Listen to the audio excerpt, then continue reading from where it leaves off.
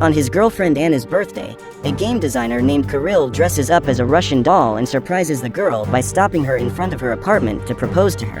After reciting a poem, the young man shows her 2 brochures and tells her that he's going to make her dream come true, revealing that he's bought her tickets to a tropical island, just like she's always wanted. Despite this, Anna doesn't seem so excited and says that her birthday was the day before, and that he's forgotten yet again. While Kodia films from behind the tree, Anna returns the leaflet to Kirill and tells him that she no longer wants to be a part of his life, revealing that she's got a new job and a boyfriend, even after they break up. Kirill and Kodia go to the company where their boss is throwing a party to celebrate the new game they are developing. Seeing Kirill, the man congratulates the designer on his idea for the game and offers him a drink. Even though he's sad, he decides to enjoy the party where he becomes the center of attention, with everyone wanting to take a photo with him. When he finally gets some quiet time, Kirill watches the recording on Kodia's cell phone and starts to feel down. Tired, he decides to go home to spend some time with his dog, but when he arrives, he finds a stranger in his house. Confused, Kirill asks who she is and she says she lives there. The woman then introduces herself as Renata and also claims to be the owner of the apartment, saying she's going to call the police. When they arrive, the agents check their documents and decide to inspect the apartment, which, to Kirill's surprise, looks completely different. Hearing the commotion, some neighbors come out of their houses and confirm that Kirill is the owner, but as all the documents for the house are in Renata's name, the police decide to evict the developer. With nowhere else to go, the man goes to Kodia's house where he begins to search for the apartment's documents online, discovering that everything is correct and in his name. Thinking that Renata is a scammer, the young man decides to go to the town hall the next day to get his house back. When he arrives at the place, Kirill discovers that his name has disappeared from the documents overnight and has been replaced by Renata's name. What's more, even his personal documents have disappeared and no one has any record of him. In need of a place to spend some time, Kirill decides to go to the office to ask his boss for an advance, but when he goes to talk to the secretary, for some reason she gives him the visitor's card. Although he finds it strange, Kirill goes into his boss's office and tries to explain why he needs money, but the man doesn't recognize him and acts as if the company doesn't have a designer yet. Thinking he wants the job, the manager says he'll wait for the portfolio and asks Kirill to leave. Startled, the man goes back to his secretary and asks if she recognizes him, but the woman seems to have no idea who he is. Thinking it's a joke, Kirill asks for her phone number to show her the photos they took at the party last night, but somehow it's been removed from all the images. After some thought, Kirill comes to the conclusion that Kodia is setting him up and goes to make amends. However, when he arrives at the apartment, his friend doesn't recognize him and acts as if he's being robbed, handing over all his money. Not knowing where to turn, Kirill decides to call his father to make an appointment, but when the time comes, the man also forgets about Kirill, and when confronted, claims never to have had a child.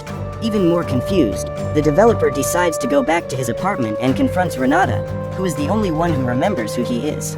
After confirming that she had something to do with it, Kirill takes out a knife and threatens the woman, who, instead of getting scared, tells him she's ready and grabs his arm, forcing the knife into her own stomach as she screams for help.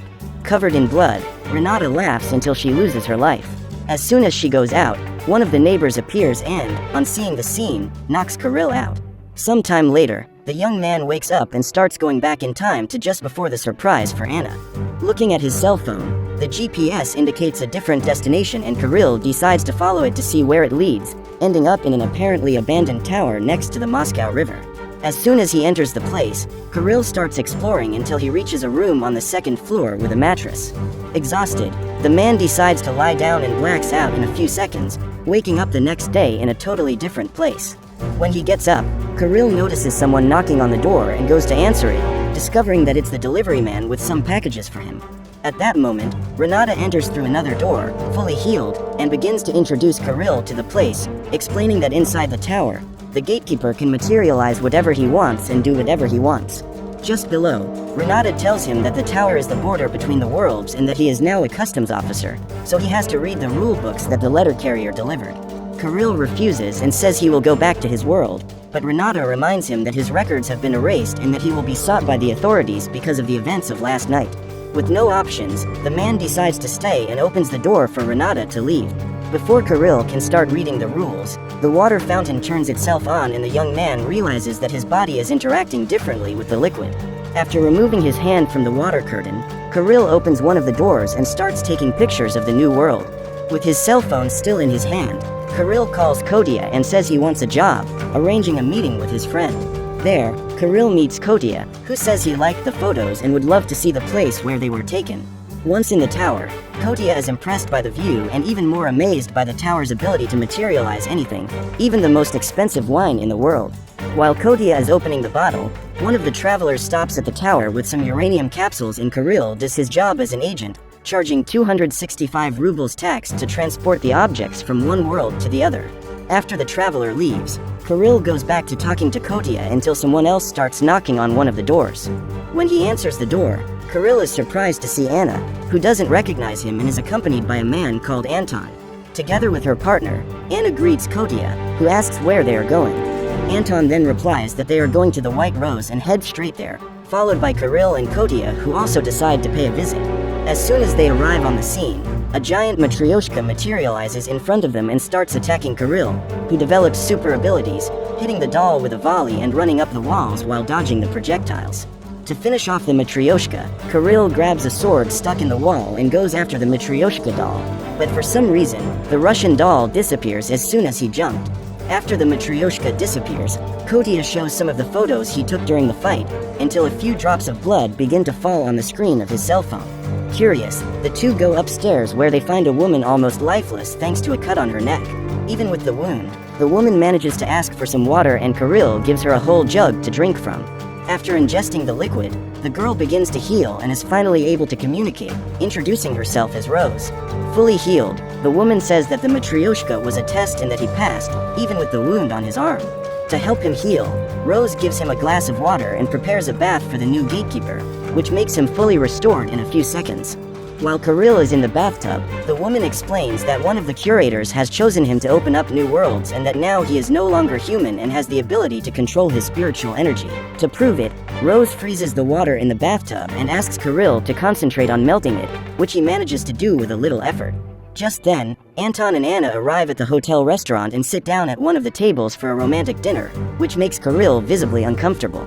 On the second day of work, Kirill wakes up in the tower and realizes that the landscape outside has changed completely, taking on the tropical appearance of the brochure he gave Anna.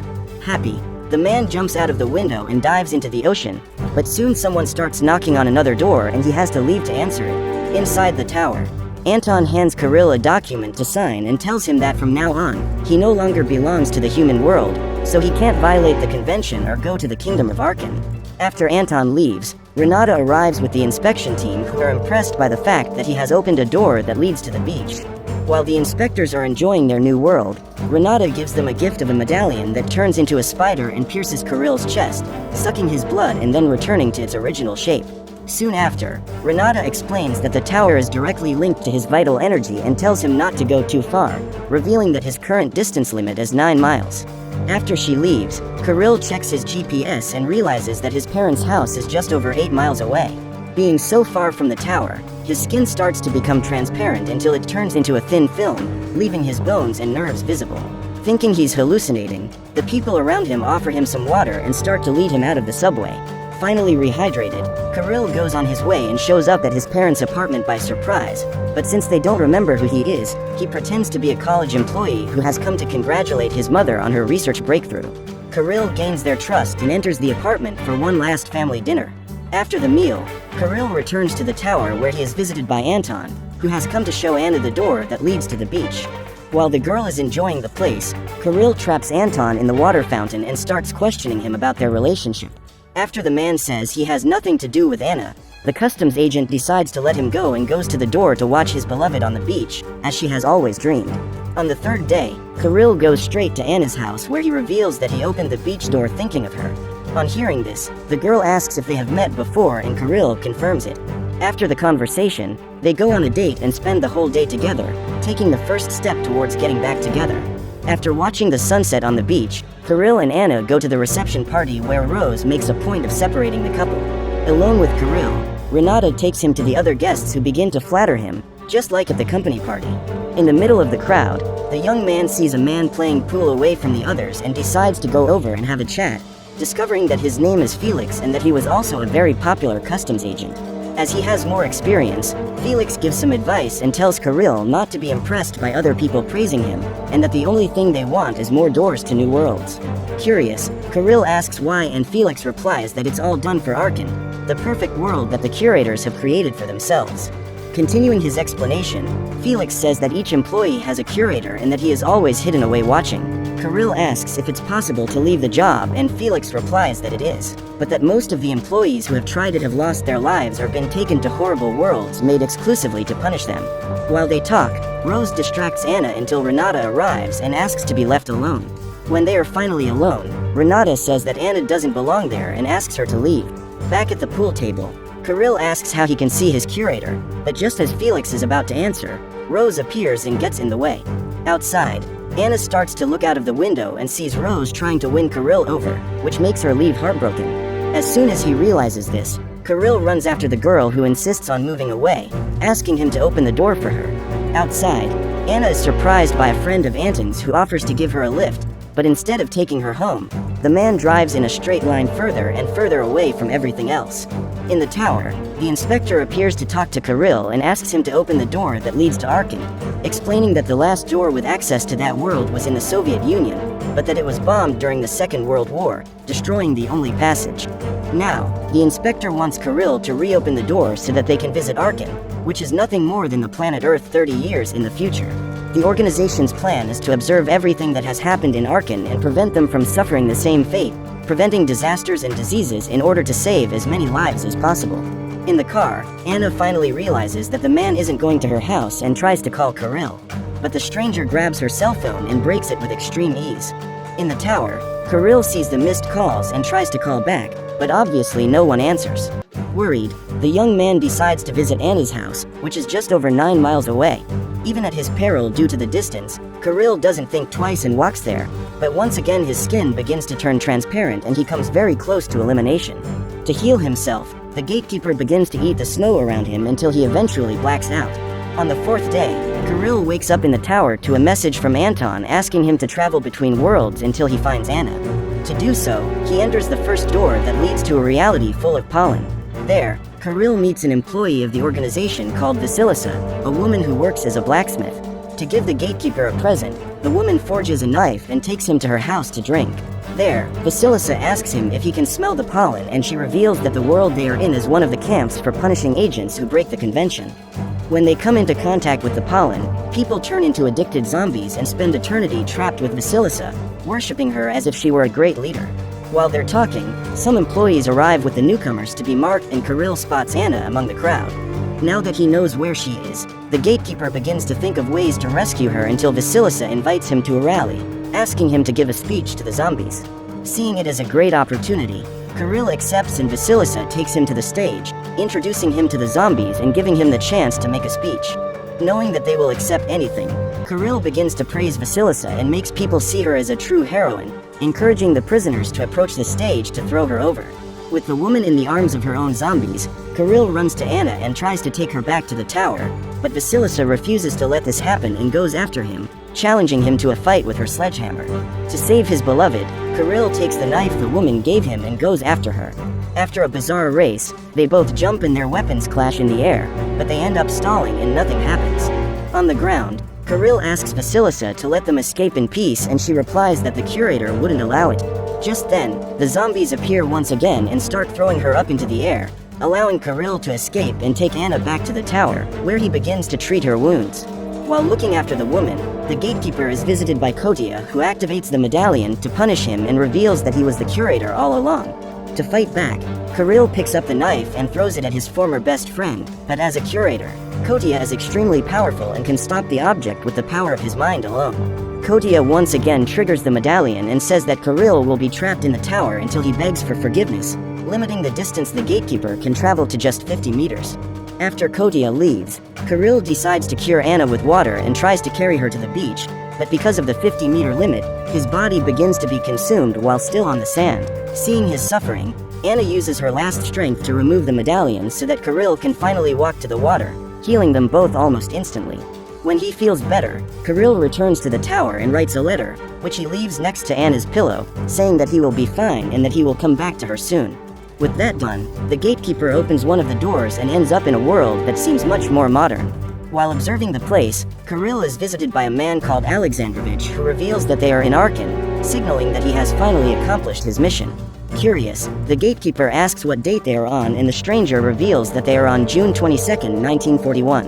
Upon hearing this date, Kirill asks if Arkan shouldn't be 30 years in the future, and Alexandrovich denies it, saying that they created the other worlds so that they would know what was going to happen and be able to avoid disasters in this reality. After the revelation, Alexandrovich says that they don't like illegal aliens and calls them Matryoshka's dolls that gather around them. In order to avoid a conflict, Kirill tries to escape by walking, but is surrounded by Alexandrovich and other people who try to stop him. Thanks to his new abilities, Kirill manages to defeat the two humans easily, but a woman appears from behind and starts shooting at him.